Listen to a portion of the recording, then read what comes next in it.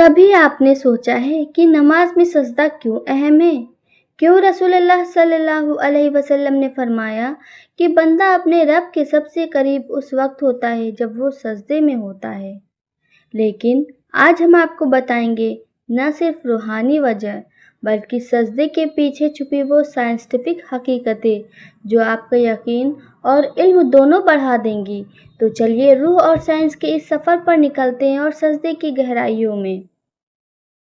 اسلامی پہلو، سجدہ کا مقصد اور اہمیت۔ نمبر 1، قرآن اور حدیث میں سجدہ کی تاکید۔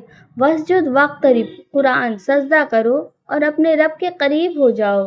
رسول اللہ صلی اللہ علیہ وسلم نے ارشاد فرمایا، جب بندہ سجدے میں ہوتا ہے تو وہ اپنے رب کے سب سے قریب ہوتا ہے، لہٰذا دعا زیادہ کیا کرو۔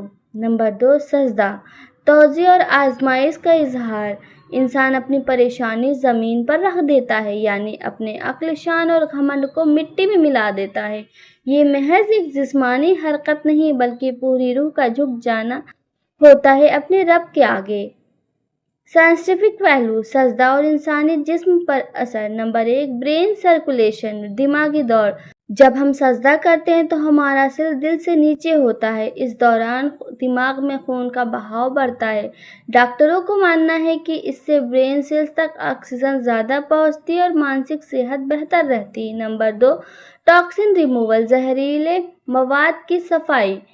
سجدہ سے سر کی نسوں اور لمف نوڈ میں خون کی صفائی ہوتی ہے، اس سے تناؤ، ڈپریشن اور مائیگرین جیسی تکلیفوں میں راحت ملتی ہے۔ نمبر 3، سجدہ اور نرو سسٹم۔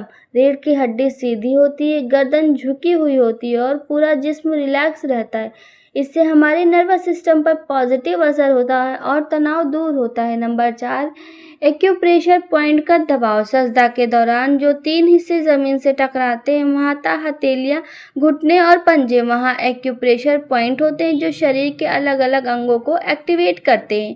نمبر 5، سجدہ اور الیکٹرو میگنیٹک بیلنس۔ ہماری باڈی دن بھر نگیٹو انرجی یعنی الیکٹرو میگنیٹک چارج جمع کرتی ہے۔ جب ہم سچے دل سے مٹی یا زمین پر سجدہ کرتے ہیں تو یہ چارج دھرتی میں ٹرانسفر ہو جاتے ہیں۔ سائنس کہتی ہے کہ یہ انسان کو سکون اور مانسک راحت دیتا ہے۔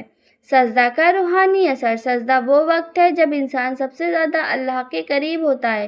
یہ ایک ایسا لمحہ ہے جہاں آنکھوں میں آنسو بہتے ہیں، دل پگھلتا ہے اور روح اللہ سے ہم کلام ہوتی ہے۔ سجدے میں اگر کوئی دعا مانگی جائے تو وہ رد نہیں ہوتی۔ آخری بات، دنیا تمہیں جھکنے پر مجبور کرتی تو مت جھکو، صرف اس ذات کے سامنے جھکو جس نے تمہیں پیدا کیا، کیونکہ سجدہ انسان کو مٹاتا نہیں بلکہ سجدہ انسان کو بنا دیتا ہے۔ اگر آپ کو یہ ویڈیو پسند آیا ہے تو اسے زیادہ سے زیادہ لوگوں تک پہنچائیں، کیونکہ ہو سکتا ہے کسی ایک کے سجدے کو اہمیت سمجھ میں آ جائے اور اس کی زندگی بدل جائے۔